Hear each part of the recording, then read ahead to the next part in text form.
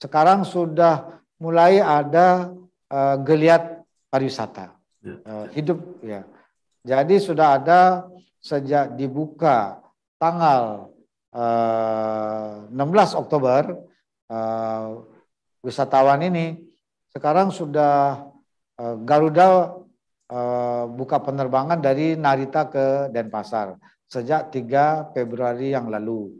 Kemudian SQ sudah mulai penerbangan dari Singapura langsung ke Denpasar sejak tanggal 16 Februari yang lalu. Sekarang kalau SQ setiap hari, kalau Garuda setiap hari Kamis. Kemudian sudah ada lagi rencana penerbangan Jetstar, kemudian Scoot Air, kemudian KLM, kemudian Batik Air, kemudian Air Asia. Sudah rencana penerbangan. Garuda juga akan membuka penerbangan jalur baru dari Sydney ke Denpasar mulai tanggal 4 Maret gitu.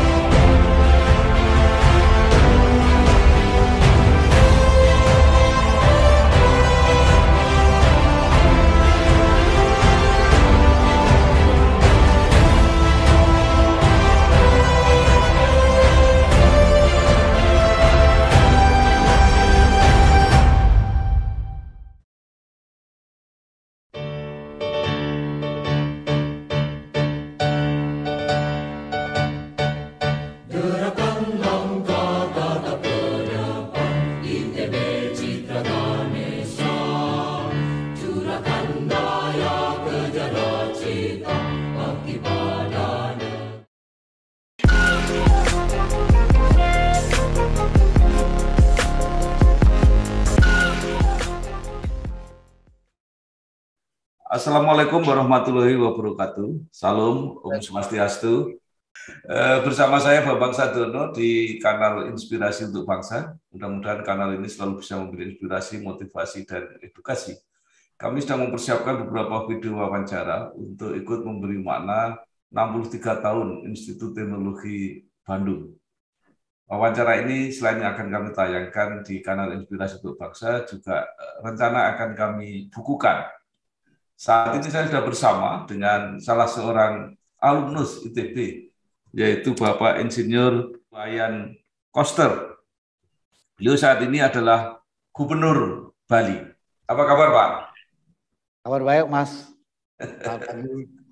Iya, terima kasih. Mungkin pada awalnya Bapak bisa bercerita bagaimana dulu Bapak kuliah di ITB, kemudian menjalani karir sebagai dosen dan peneliti.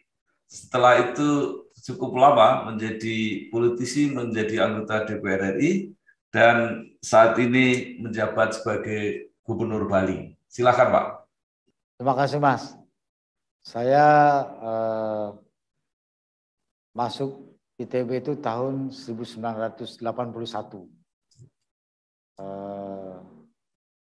Kemudian sebagaimana biasanya di ITB pada tahun pertama itu adalah tidak masuk dalam jurusan. Jadi semua mahasiswa menjalani program tingkat pertama bersama.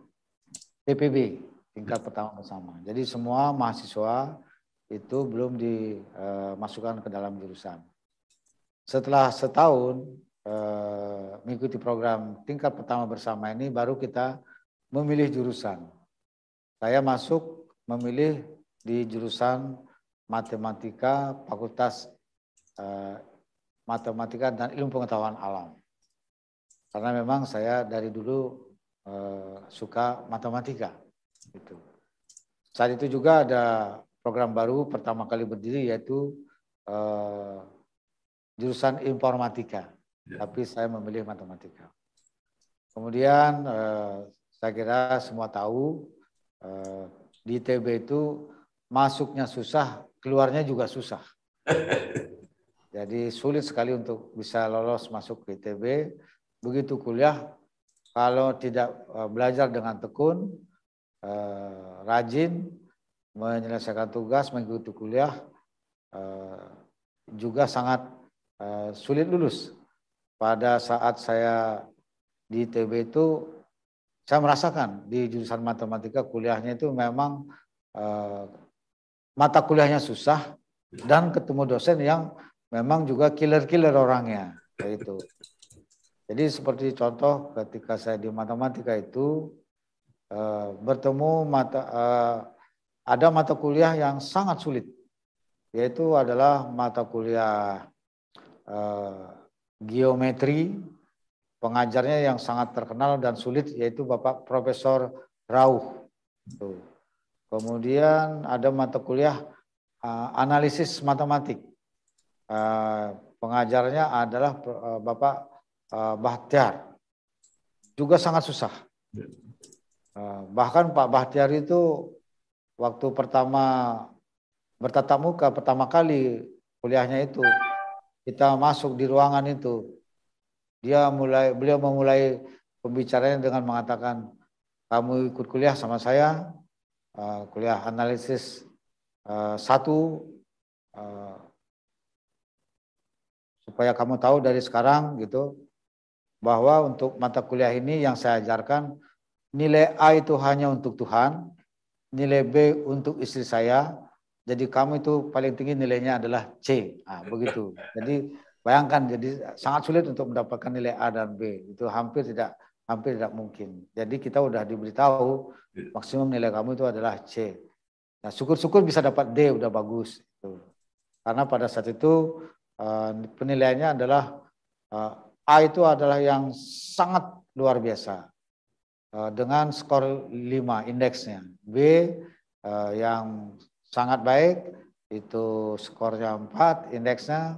Kemudian C baik, kemudian skornya 3, kemudian D itu skornya 2, kemudian E skornya 1, F skornya 0. Jadi indeks nilai kita itu adalah dari 0 sampai 5 indeks prestasinya. Selain itu juga masih ada mata kuliah yang sangat sulit, yaitu namanya aljabar abstrak. Itu pengajarnya juga orang killer, yaitu Profesor Ahmad Daripin. Itu selama saya mengikuti perkuliahan di matematika ITB itu, satu-satunya mata kuliah yang saya tidak lulus adalah mata kuliah ini, yaitu aljabar abstrak. Yang lain saya lulus semua. Tidak ada yang sampai tidak lulus, artinya sampai mengulang ujian, mengambil ulang mata kuliahnya. Padahal mata kuliah aljabar abstrak ini, karena kita sudah mendapat informasi dari pendahulu kita, itu pelajaran yang sangat sulit dan diajarkan oleh dosen yang sangat killer. Itu memang yang lulus paling 4 orang, 6 orang gitu dari 50 mahasiswa, bahkan bisa 100 itu. Nah, itu saya belajar siang malam untuk ujian. Enggak lulus juga. Jadi saya dapat nilai ujiannya itu 25. Waduh, saya sedih sekali waktu itu. Jadi ini terkesan sekali. Sampai saya keluar air mata, saya masih ingat itu di meja kuliah itu, di bangku kuliah. Itu enggak lulus saya.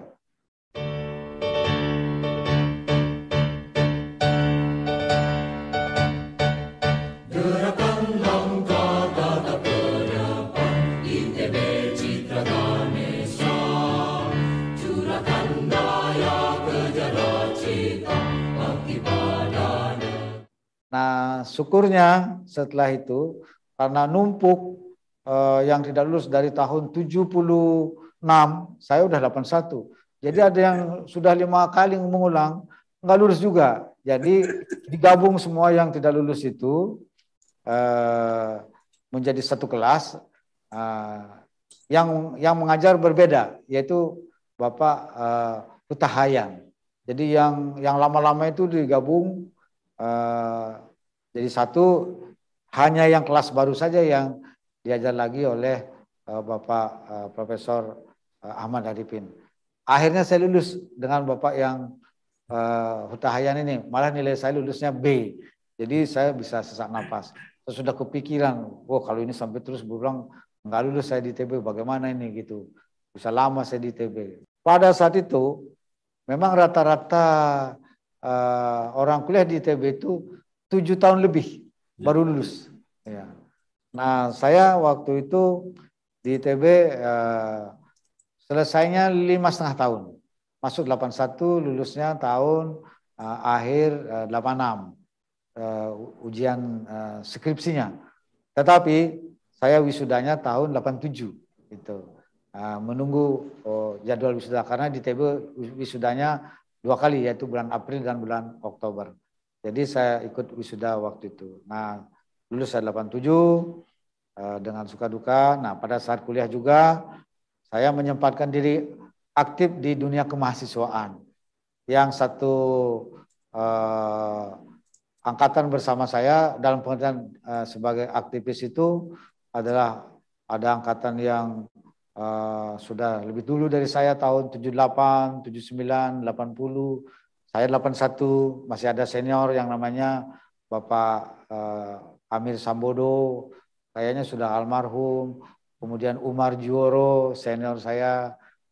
Kemudian masih juga dimentor oleh Bapak Hendardi, gitu. Jadi dimentor sama beliaunya. Kemudian Heri Ahmadi yang mementor saya, gitu. Nah, yang aktif zaman saya itu adalah saya bersama dengan Nirwan Dewanto, kemudian Sujiwo Tejo, kemudian Muhammad Irfan yang sekarang di Rut Garuda, kemudian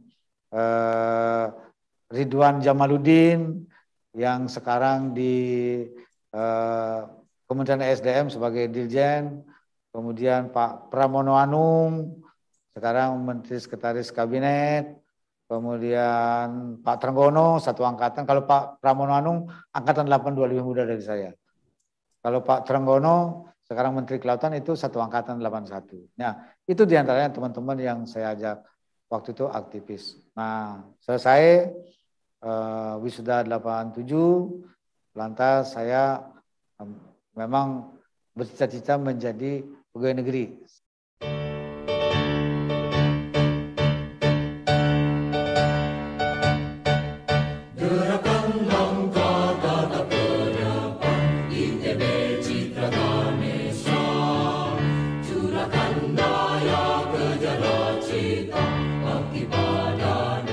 Sebenarnya saya berkeinginan bekerja di Bappenas. Nah, waktu itu waktu saya lulus ngelamar di Bappenas, tesnya masih lama, masih menunggu waktu bulan Oktobernya. Saya kan di wisudanya bulan April. Nah, lulusnya pembukaan pegawai negeri tesnya itu bulan Oktober. Jadi lama saya nunggu. Nah, sambil nunggu itu saya ditawari oleh pembimbing saya yaitu Dr. RK Sembiring. Saya disodorkan dengan nota beliau bertemu dengan Bapak Dr. Budiono, Kepala Pusat Informatika Badan Penelitian dan Pengembangan Departemen Pendidikan dan Kebudayaan. Saya masuk ke sana, diperkenalkan, langsung saya diterima sebagai tenaga honorer di sana. Jadi saya memulainya dengan tenaga honorer yang honornya cuma 60.000, saya masih ingat waktu itu. Tapi sebagai tenaga peneliti di sana pelan-pelan sambil saya memberi kuliah di beberapa perguruan tinggi, yaitu pertama kali saya memberi kuliah di Sekolah Tinggi Ilmu Ekonomi Perbanas yang di Kuningan itu, kemudian di Universitas Tarumanegara dan di Universitas Pelita Harapan. Juga di Sekolah Tinggi Informatika di Grogol. Nah, jadi saya memberi kuliah di sana sambil mencari tambahan hidup. Nah, kemudian saya menjadi pegawai negeri, baru saya masuk sebagai tenaga honorer tahun 88, baru pegawai negeri tahun 91 ikut tesnya, 92 menjadi CPNS. Di situ terus saya berkarir sebagai peneliti, lantas sebagai dosen. Nah, pada suatu saat saya bertemu dengan Pak almarhum Ondos yang satu angkatan sama saya, Theodorus Kokerit, udah almarhum sekarang.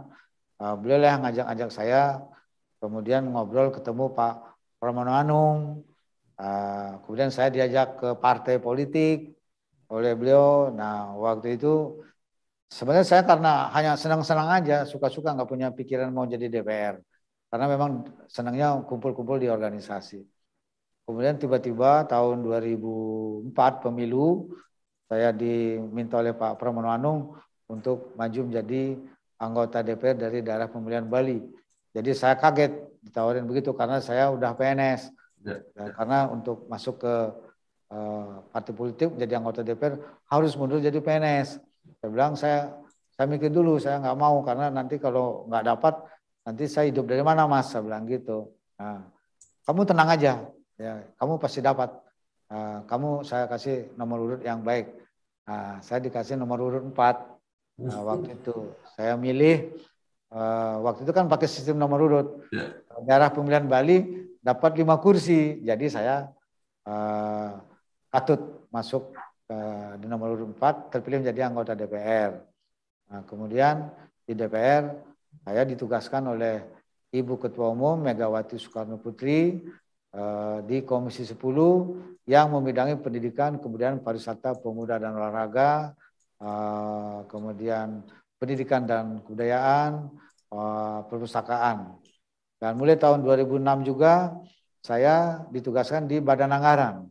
Jadi di 2 komisi saya duduk, Komisi 10 dan di komisi yang menangani anggaran.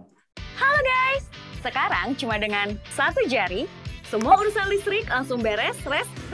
Ini dia PLN Mobile. Kalau cuma gangguan aja sih, nggak usah panik. Tinggal tap menu pengaduan, cus petugas PLN-nya langsung datang. Atau mau isi token, pasang listrik baru, atau mau ubah daya, atau cek hitungan listrik. Urusan listrik serahin aja ke PLN Mobile.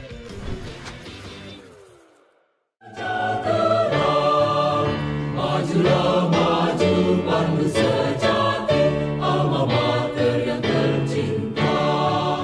Semoga semakin kukuh dewasa, tetap jaya dan abadi.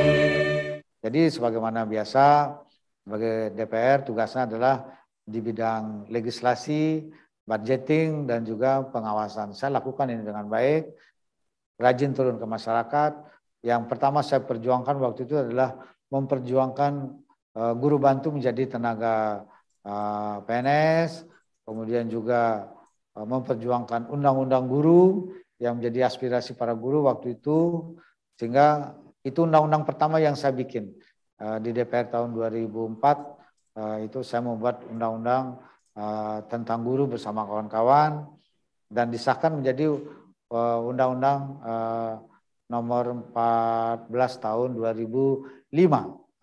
Itu yang saya sahkan sehingga guru menjadi sangat senang. Jadi karena itu di Bali saya sosialisasikan, menyerap aspirasi.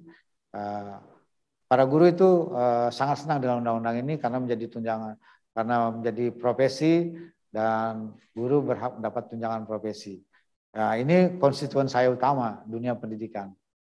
Nah, 3 periode saya di DPR, pemilu 2004 dengan sistem nomor urut, kemudian maju pemilu 2009, tidak lagi sistem nomor urut tapi sistem dengan suara terbanyak, dan kemudian pemilu 2014 juga dengan suara terbanyak. Nah, pada saat pemilu 2009, karena memang sudah memakai suara terbanyak, ya saya alami memang sudah sering turun ke desa-desa, sampai ke gunung-gunung menyerap aspirasi. Masalah air, masalah jalan, sekolah rusak, kemudian juga soal puskesmas, soal rumah sakit, jadi soal pertanian gitu, sudah sering saya turun ke masyarakat sampai ke pelosok-pelosok desa.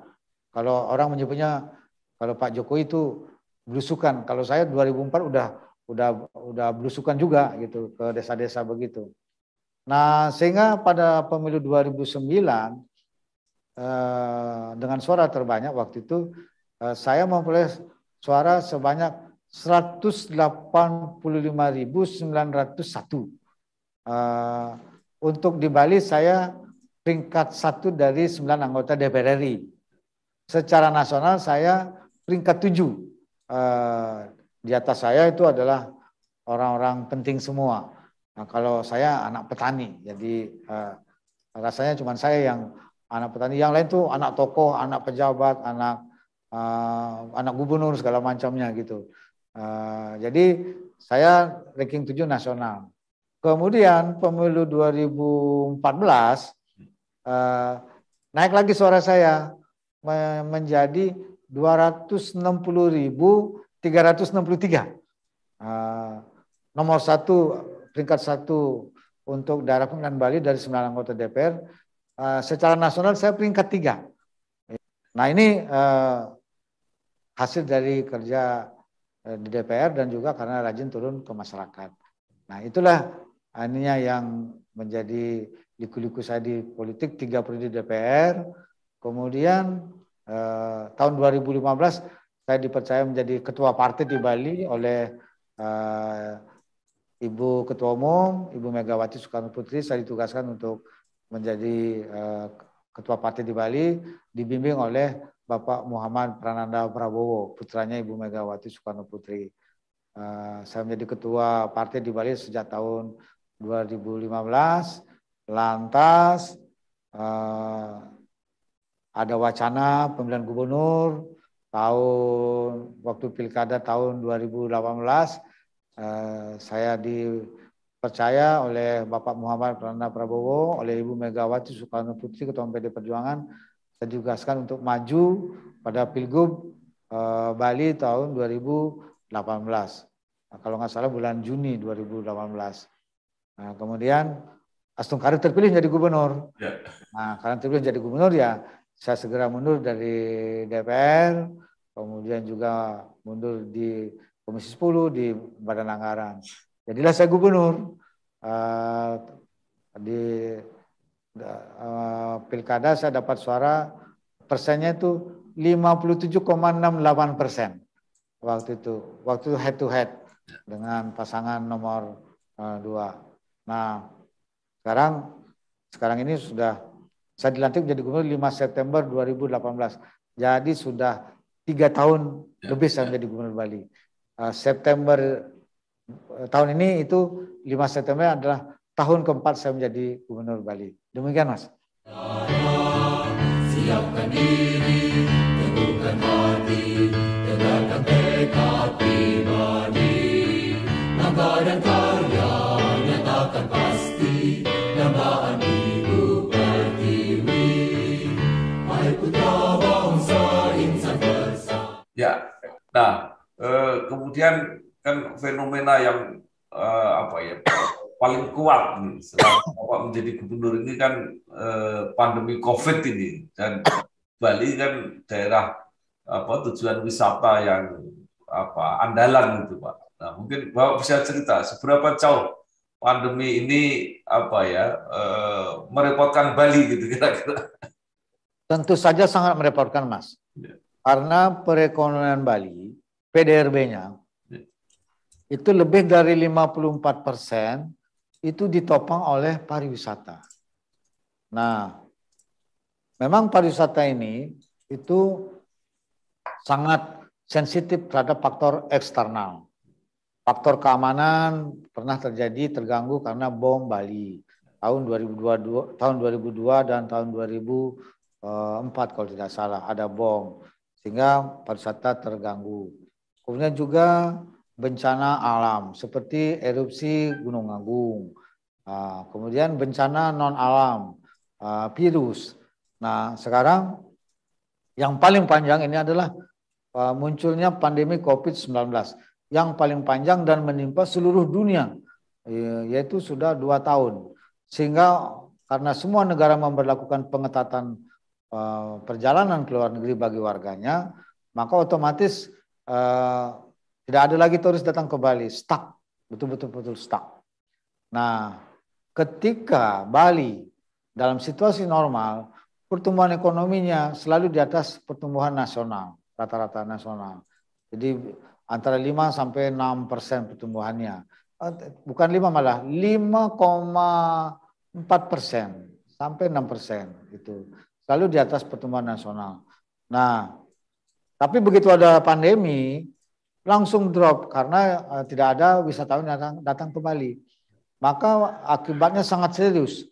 Pada tahun 2020 ketika pandemi ini muncul bulan Maret di Bali, tahun 2020, itu sampai akhir pertumbuhan ekonomi Bali mengalami kontraksi yang paling dalam.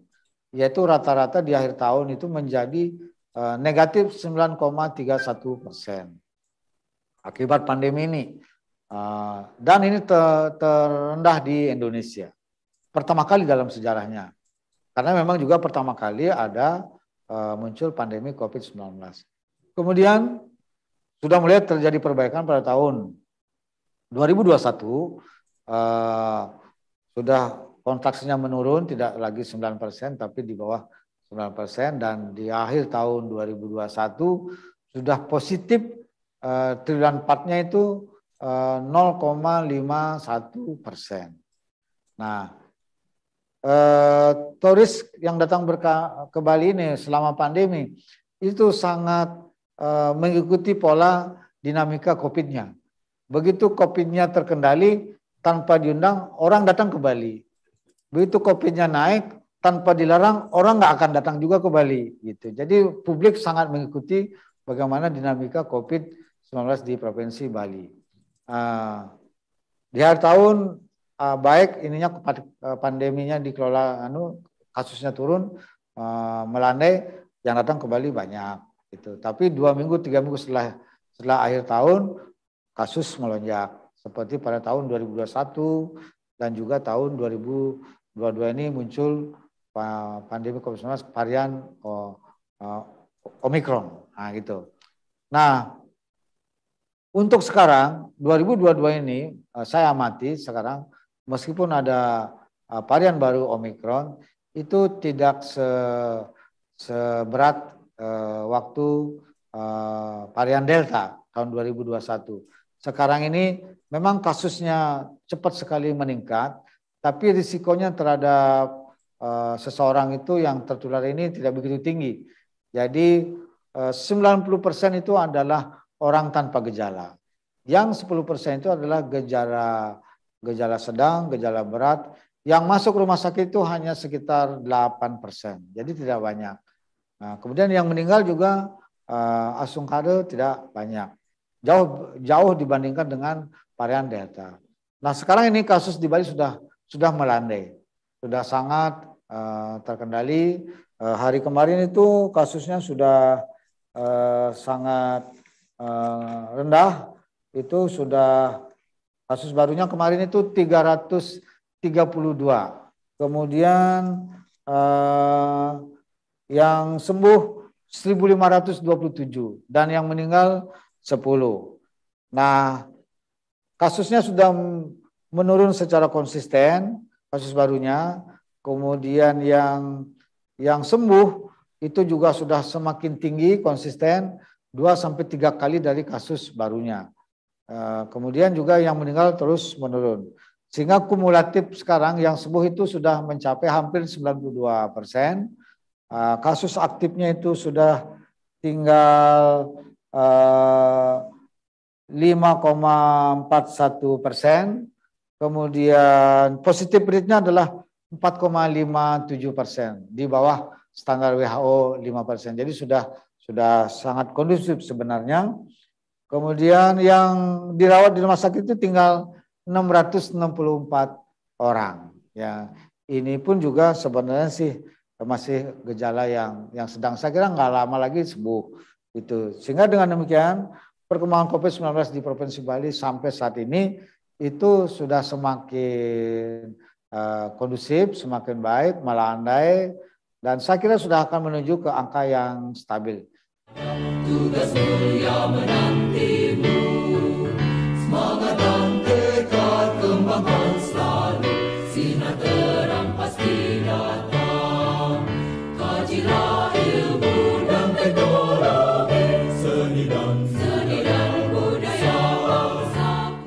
Dan kalau kita pelajari polanya, saya karena juga basic saya peneliti, jadi saya mengikuti pola yang terjadi.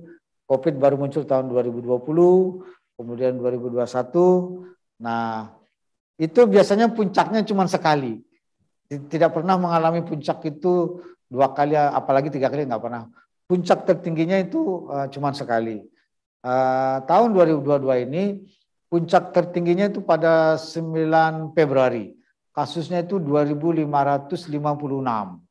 Nah, setelah itu udah turun 2.400, 2.300, 2.100, 1.900, naik lagi 2.300, turun lagi 1.500, naik lagi 1.700, tapi tidak pernah mencapai 2.500. Dan sekarang udah turun terus. Hari kemarin itu 332. Nah, biasanya kalau sudah polanya begitu, dia akan terus menurun.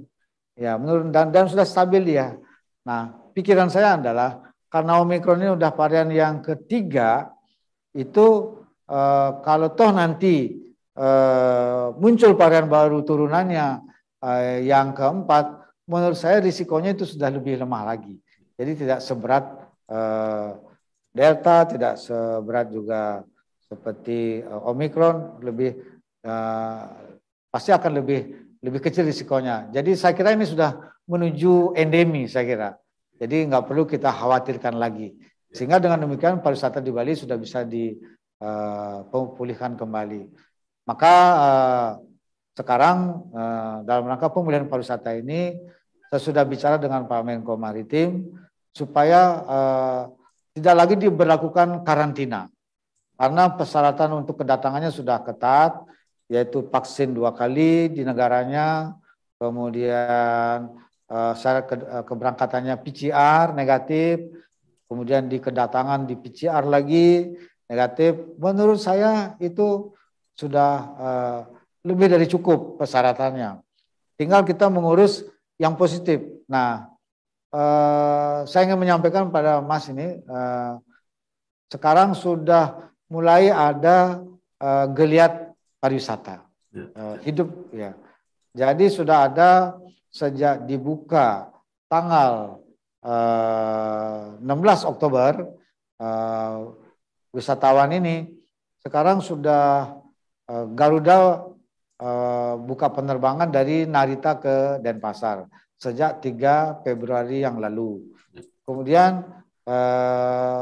SQ sudah mulai penerbangan dari Singapura langsung ke Denpasar sejak tanggal 16 Februari yang lalu.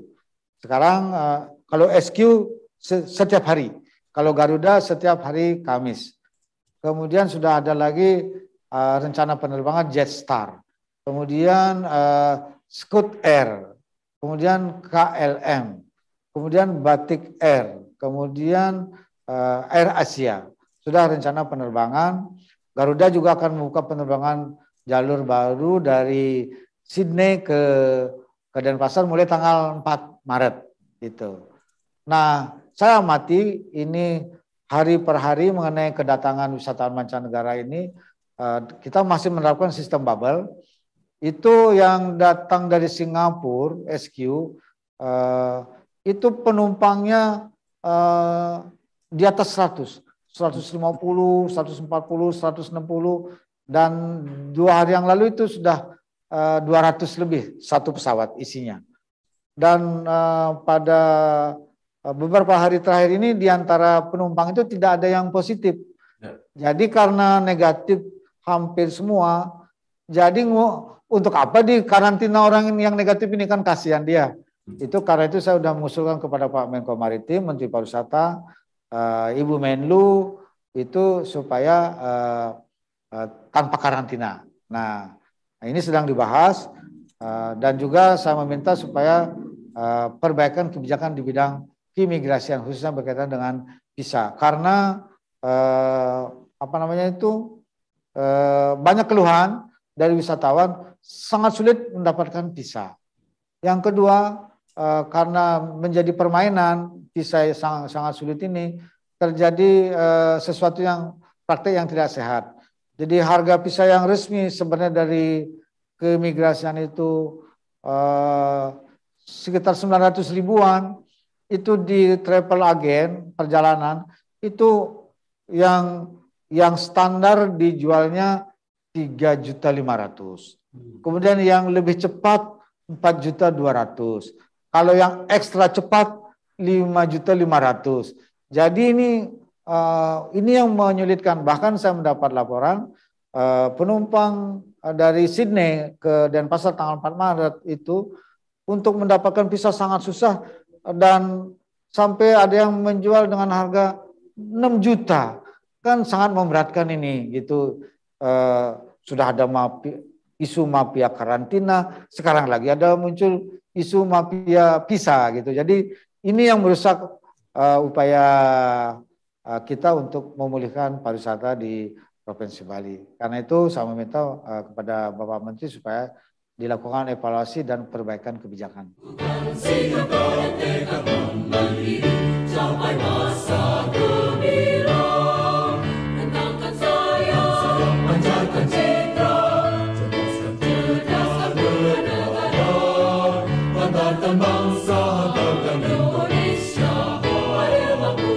Baik, luar biasa Pak.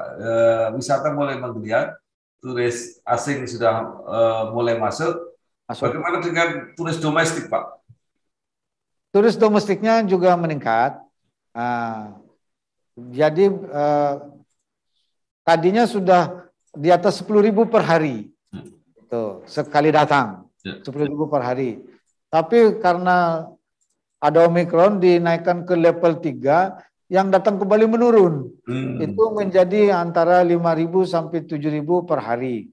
Nah, saya amati kemarin karena ini ada libur panjang, yaitu Sabtu, Minggu, Senin libur. Kemarin yang datang ke Bali itu dalam 2 penerbangan terakhirnya itu di atas 10.000 sudah. Nah, kalau sudah di atas 10.000 sudah agak baik itu artinya. Itu yang domestiknya. Kalau yang mancanegara sudah itu penerbangannya sudah lumayan. Jadi saya kira penerbangan untuk internasional memang perlu waktu. Saya kira bulan Maret ke depan ini akan banyak yang di samping juga ada event-event internasional di Bali ini gitu.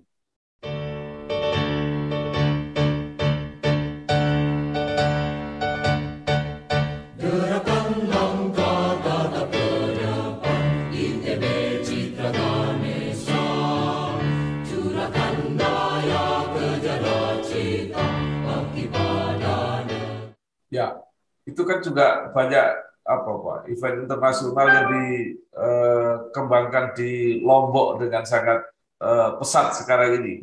Apa dampaknya untuk Bali, Pak? Jadi buat Bali, selama ini turis yang ke NTB itu kedatangannya di Bali, kemudian menuju ke Lombok. Sekarang dengan adanya fasilitas untuk MotoGP di Lombok, itu para peminat MotoGP, olahraga MotoGP itu ke situ. Nah, dari segi segmen pariwisata itu sebenarnya segmennya beda. Ya, kalau di Lombok itu adalah para penggemar olahraga otomotif. Kalau di Bali kan adalah memang betul-betul wisatawan yang ingin berlibur, tidak ada kaitannya dengan olahraga MotoGP ini. Jadi dari segi segmen pasar tidak ada persaingan, tidak ada yang perlu dikhawatirkan. Bahkan dengan adanya kejuaraan MotoGP di Mandalika itu, kesiapan hotel restorannya belum memadai, banyak di antara mereka tuh nginepnya di Bali. Jadi nanti diangkut ke Lombok begitu. Jadi justru Bali dapat limpahannya gitu. Banyak pesertanya itu memesan hotelnya di Bali. Sedang disiapkan nanti transportasi ke Lomboknya lewat udara dan lewat laut begitu Mas. Jadi malah positif buat Bali.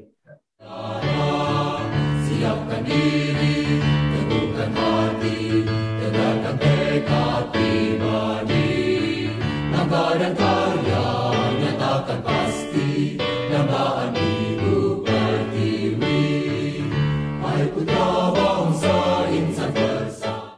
Ya Pak Gubernur, Ya, Bapak pernah mendapat penghargaan kalau tidak salah dari Metro TV dalam pengelolaan COVID yang dianggap berhasil. Apa sebenarnya yang dilakukan di Bali? jadi begini Mas, begitu muncul COVID bulan Maret 2020, pertama kali muncul COVID di Bali itu 10 Maret. Nah, di dalam penanganan COVID ini, saya pertama memberdayakan desa adat. Jadi penanganan COVID-nya itu adalah dengan membentuk Satgas Gotong Royong berbasis desa adat. Jadi ini yang kami lakukan, sehingga penanganan COVID-nya itu sampai ke tingkat desa itu sangat efektif dilakukan oleh desa adat. Dan itu betul-betul ketat penanganannya. Sehingga pencapaiannya sangat bagus, memang itu terus berjalan, saya lakukan sampai saat ini. Di Bali ada 2 desa, ada desa dinas, ada desa adat. Dua-duanya saya libatkan, termasuk lurahnya juga. Tapi yang paling efektif itu memang dengan desa adat, karena desa adat memiliki hukum adat, yaitu awig-awig dan pararem. Ini yang saya berdayakan untuk mengontrol orang taat prokes, untuk mengontrol orang itu bepergian, mengontrol orang terkendali dari kerumunan, kegiatan dan segala macam itu betul-betul sangat efektif, sangat ditolong. Nah, inilah yang kami lakukan sehingga pengendalian COVID di Provinsi Bali itu sangat baik. Tentu di luar itu adalah kami punya fasilitas kesehatan yang memadai, lab PCR saya perbanyak, yang tadinya tes PCR-nya di Labkes Kementerian Kesehatan menunggu waktu seminggu 2 minggu, saya perbanyak di Bali. Kemudian juga kerjasama dengan perguruan tinggi, Udayana, Universitas Warmadewa, fasilitas PCR. Sehingga kapasitas PCR di Bali itu cepat sekali sekarang pelayanannya. Juga layanan kesehatannya, tenaga kesehatan, kemudian juga tenaga-tenaga non-medis lainnya itu kami lakukan. Sehingga tata kelola penanganan COVID-19 di Provinsi Bali itu baik. Karena memang juga dari segi manajemen, saya bersama Bapak Pangdam, Bapak Kapolda, Bapak Kajati, Bupati, Wali Kota Sebali, secara hierarkis struktural, itu kami bersinergi dan kolaborasi yang sangat baik. Karena Bali ini kan kecil, jadi saya pimpin dengan manajemen seperti itu. Langsung karir berjalan dengan sangat baik, akur manajemennya sampai ke tingkat desa dan desa adat, sehingga memang menjadi perhatian serius dari banyak pihak. Dan lantas saya diberikan penghargaan oleh Bapak Kapolri dalam hal penerapan strategik paling efektif di dalam pelaksanaan PPKM. Nah, juga mendapat penghargaan dari Bapak Panglima TNI, waktu itu masih Bapak Hadi Cahyanto. Kemudian juga mendapat penghargaan dari Metro TV. Itu yang mengagetkan buat saya gitu, karena jarang-jarang itu menurut saya.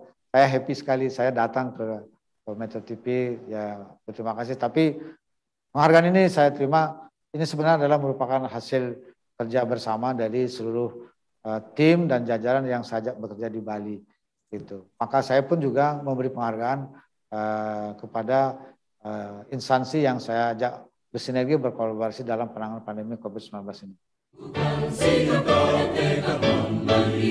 Sampai masa gembira, tentangkan sayang, pancarkan citra, cerdaskan negara, banggakan bangsa, banggakan Indonesia. Ya Pak Koster, ini kan alumni ITB ini kan berada di banyak sekali posisi-posisi strategis ya, baik di eksekutif, di legislatif, mungkin juga di BUMN dan sebagainya. Apakah itu sangat membantu Pak Koster sebagai alumni di dalam memimpin Provinsi Bali ini? Nomor satu tentu Bali ini memang menjadi perhatian serius dari Bapak Presiden. Karena beliau melihat Bali ini sangat terdampak akibat pandemi COVID-19, sehingga pariwisatanya anjlok, ekonominya juga anjlok. Jadi menjadi perhatian Bapak Presiden. Karena menjadi perhatian Bapak Presiden, para menteri juga saya melihat itu sangat memberi perhatian kepada Presiden, kepada Bali. Jadi apa yang saya perlukan itu betul-betul difasilitasi dan dibantu. Apa yang ketika di awal gawatnya COVID ini 2020 itu diperhatikan betul. Begitu juga 2021 ketika varian Delta ini begitu berbahaya, mendapat perhatian, kurang oksigen, dikirimin oksigen segala macam dari mana-mana oleh Bapak Menko Maritim, Bapak Menteri Kesehatan, kemudian Bapak Menteri Perhubungan, oleh Kepala Satgas. Nah, tentu memang kebetulan juga di antara menteri itu ada alumni ITB, seperti Menteri Kesehatan Bapak Budi Sadikin. Jadi adik kelas. Jadi beliau sangat karena kita satu alumni, ya beliau perhatian serius. Tidak karena alumni juga beliaunya perhatian serius terhadap Bali gitu. Apalagi karena satu alumni lebih ini. Apalagi beliau selalu ini senior harus saya bantu katanya begitu. Begitu juga Pak Pramono Anung di Seka bantu penuh saya. Begitu juga para menteri yang lain, Pak Suharso Monoarfa dalam rangka pengendalian pemulihan pariwisata dan pemulihan ekonomi. Beliau terlibat. Kalau Pak Suharso senior saya jauh. Jadi beliau tahun 75 atau tahun 76 itu. Gitu. Nah, Pak ini juga Pak Trenggono, Menteri Kelautan, juga dalam rangka pemulihan ekonomi. Beliau sangat bantu. Jadi ada juga eselon satunya, deputi di Kemenko, kemudian juga di ESDM, di pertanian, di kelautan, yang di kementerian lain juga itu sangat membantu. Jadi pada intinya ada upaya bersama-sama untuk membantu Bali dalam penanganan COVID-19 dan juga pemulihan pariwisata dan pemulihan ekonominya. Itu luar biasa ininya. Jadi kalau pemerintahnya secara keseluruhan sudah memberi perhatian, plus lagi ada ikatan alumni, itu lagi jadi lebih greget lagi gitu Mas kira-kira. Saya lebih senang di sana aja. Majulah maju pandu sejati, alma mater yang tercinta. Semoga semakin kukuh dewasa, tetap jaya dan abadi. Ya, terakhir Pak Gubernur, mungkin yang ingin Bapak sarankan, baik kepada alma mater maupun kepada mahasiswa yang masih belajar, apa yang harus dilakukan, dipersiapkan untuk menghadapi masalah-masalah yang mungkin dulu tidak terbayangkan. Sekarang Bapak sudah banyak sekali menghadapi persoalan-persoalan di lapangan. Silakan Pak. Kalau mahasiswa ITB kan sudah dari uji masuknya sudah standarnya sangat tinggi. Jadi sudah pasti yang masuk ke ITB itu secara akademis sudah di atas standar rata-rata. Begitu juga perkuliahannya sangat ketat. Begitu juga untuk syarat lulusnya sangat ketat. Jadi secara akademis lulusan ITB itu sebenarnya dari segi kompetensi akademisnya sebagai fondasi daripada profesionalismenya itu sebenarnya sudah punya modal yang sangat baik. Nah, sekarang ketika lulus dan terjun di berbagai instansi, ada yang di pemerintahan, ada yang di swasta, saya melihat dimanapun mereka terjun itu berhasil gitu, karena memang ini adalah orang-orang terbaik gitu. Sekarang untuk mencapai prestasi terbaik tentu tidak cukup hanya dengan kompetensi dan kemampuan akademis serta kemampuan profesionalnya, tapi juga diperlukan bagaimana adaptif terhadap lingkungan, kemampuan berkomunikasi dan koordinasi yang baik, bersinergi secara baik, berkolaborasi secara baik. Karena ketika kita bekerja di suatu instansi, baik di swasta maupun di pemerintah, itu kita akan bekerja dengan banyak orang, dengan berbagai macam disiplin ilmu, dengan berbagai macam karakter orang, dan itu harus dijadikan sebagai satu cara untuk membawa diri di dalam mengembangkan kinerja dan meningkatkan prestasinya. Nah, dari pengalaman saya ini ya pada umumnya lulusan ITB itu agak egois gitu, jadi merasa dirinya pinter, bisa lebih dari yang lain, egois, terlalu pede kadang-kadang begitu. Nah, yang begitu menurut saya harus dikurangin. Nah, harus kita itu bagaimana bergaul dengan lingkungan yang supaya orang itu juga merasa nyaman gitu, diajak bekerja sama di dalam memecahkan masalah. Jadi kalau itu dilakukan menurut saya ketika saya di DPR kan banyak alumni ITB juga yang saya ajak bersama saya di PD Perjuangan itu kerjanya bagus-bagus karena memang secara kompetensi intelektual akademis itu bagus-bagus. Cara memecahkan masalahnya itu sangat sangat cepat, sangat kritis. Kemudian juga kelebihannya itu adalah punya kreativitas dan inovasi, dan yang utama adalah menurut saya keberanian di dalam melakukan terobosan. Itu hal penting. Jadi apalagi menghadapi situasi yang pelik, situasi yang sulit, itu kemampuan di dalam berinovasi kreatif dan juga keberanian dengan ketegasan kepemimpinan, saya kira itu hal penting yang harus diterapkan di dalam setiap lingkungan organisasi. Karena rata-rata alumni ITB itu di instansinya dia masih jadi pemimpin di instansinya pada level-level tertentu. Jadi nggak lama dia setelah ini dia pasti mencapai posisi pemimpin. Nah, pada saat itulah saya kira harus betul-betul menunjukkan tampilan optimalnya sebagai seorang figur gitu. Iya, baik. Terima kasih sekali Bapak Insinyur Wayan Koster, Gubernur Bali, yang sudah berbagi berbagai banyak hal, informasi, wawasan, mudah-mudahan berguna bagi kita semua. Sekali lagi terima kasih Pak Gubernur. Wassalamualaikum warahmatullahi wabarakatuh. Salam Santi Santi Santi Om.